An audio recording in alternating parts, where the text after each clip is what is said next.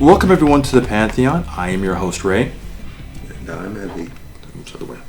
Today we're looking at Doctor Strange and the Multiverse of Madness. Well, first of all, give us the overview of the series, of the movie. Sorry, Of the movie. Mm-hmm. It's okay. It is about a guy who has powers, Mm-hmm. right? And his life changes forever. Mm-hmm.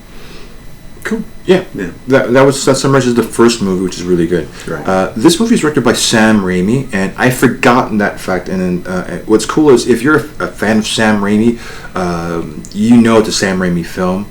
Sam Raimi is the director. I don't know if he wrote, but he's the director of the original Tobey Maguire movies, Mm-hmm. Spider-Man. Yeah. So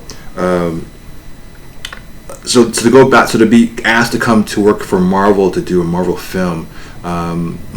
It's a call back to I guess a guy who actually made the establishment of the universe, because he, I think the original Tobey Maguire movie, the Spider-Man movie, is the industrial complex of the superhero franchise.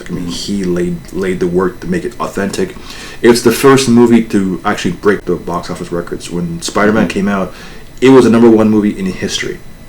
Mm-hmm. Like you think of Gone with the Wind and all of the movies. Its opening day weekend smashed everything in history. It made historical. Mm-hmm. I mean, now looking at it, it's nothing. But in terms of when it was released, it was the number one movie of the year. It was the highest grossing movie opening weekend ever. It made 114 million.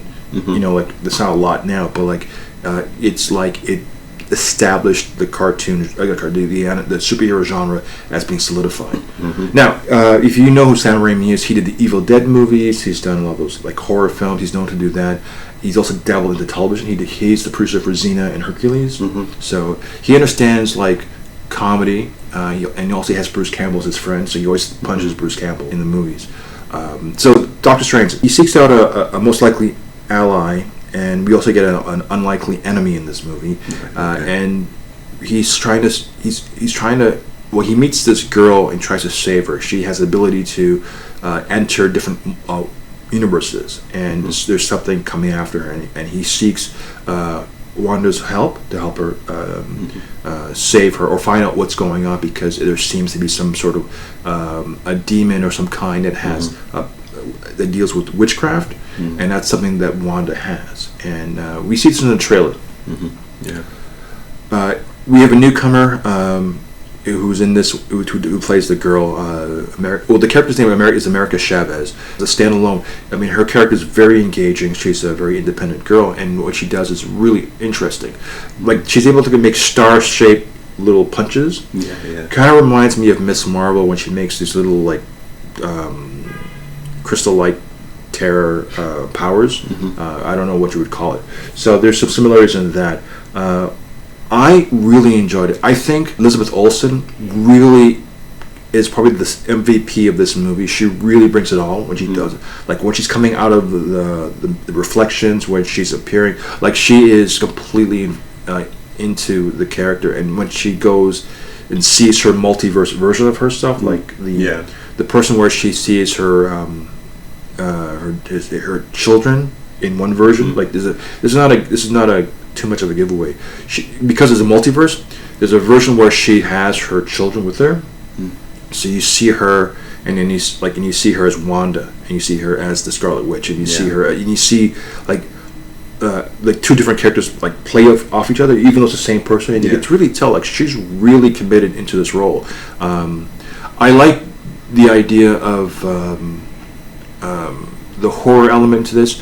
It's PG. There are some things near the end, the third act, where there's a zombie, there's a dead version of Doctor Strange, and you have a dead the dead as his cape, right? Yeah. And they kind of collect him, and he goes into this dark pit. This is visually hard for children to watch, but it's still a PG.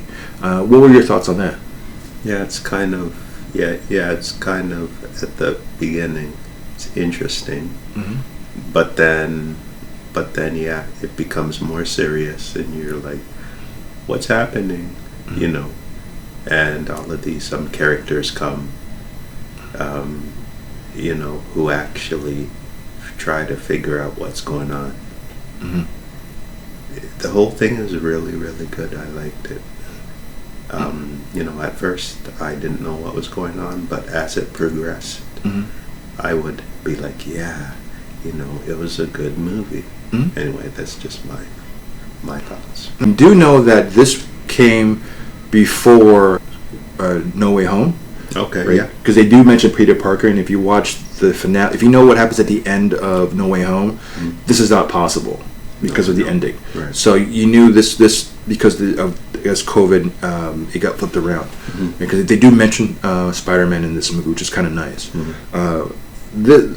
Overall, I think this is better than the first Doctor Strange movie. There's a lot of surprises, a lot of cameos. Yeah. You get the Illuminati, which if you're a fan of the Avengers, you get a version of the Illuminati in here. If you're, the idea of the 616 and the 838 universe. Yeah, if you're a fan of comics, the 616 universe is like, this is like the legitimate like Marvel universe, where it's like you have the Avengers, you have the X-Men, you have like whatever it is. So Feige, the producer, he's actually setting up the stage to have a legitimate like landscape of stuff. And with the Phase 4 stuff, where you have Miss Marvel, Moon Knight, we're getting all these characters coming in, so it's going to look, hopefully down the road it looks a little better. Cool.